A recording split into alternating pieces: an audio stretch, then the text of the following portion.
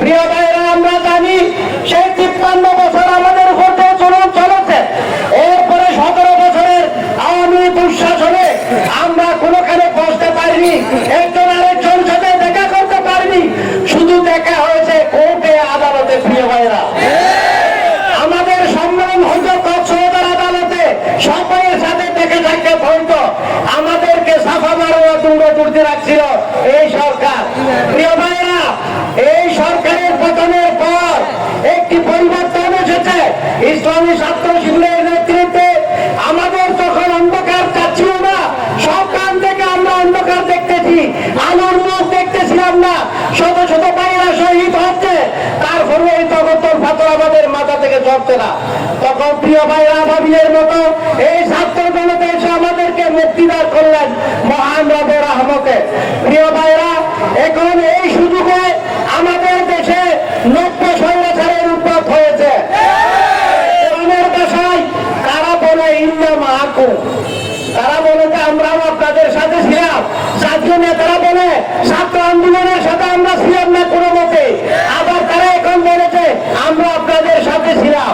এই সে দুর্ভাগ্য আর কিছু হতে পারে না। প্রিয় ভাইয়েরা, আমরা এই দেশ এই রক্ত আমরা কারো সেই আমাদের কুতুবালের সাদাবাদীর জন্য আমরা সৃষ্টি করি নাই, খালিতে সাদাবাদীর জন্য এই মানুষ দান দেয় নাই। আমরা জমিদারের শাসন দেখেছি, জমিদারের শোষণ দেখেছি, সাধারণ মানুষের আমরা এমপি হিসেবে পাই নাই। আমি আজকের এই উঠিয়ার এই জনসভা থেকে আহ্বান করতে চাই, জামায়াত ইসলামী আল্লাহর আইন এবং সৎলোকের শাসনের জন্য কাজ দিয়েছে। সারা বাংলাদেশে গণজোয়ার সৃষ্টি হয়েছে, উঠিয়াতের লোক গণজোয়ার সৃষ্টি হয়েছে। প্রিয় ভাইরা, আমরা পাহারাদারের ভূমিকায় থাকবো, কিভাবে প্রাণ দিতে হয় আমরা দেখেছি। আবু সাইদ মুক্ত কিভাবে প্রাণ দিয়েছে আমরা শিখেছি। আমাদেরকে আর কমাইয়ে রাখতে পারবো না, কোন স্বতন্ত্র আমাদেরকে দমিয়ে রাখতে পারে না। সেই জাতি, যে সংগঠন প্রাণ দেওয়ার জন্য তৈরি হয়েছে, আর যারা প্রাণ দিয়ে দেখেছে, তাদেরকে দমানো আর সম্ভব নয়। আমি আপনাদেরকে নিথর হওয়ার জন্য আপনারা সতর্ক পাহারাদারিতে থাকবেন।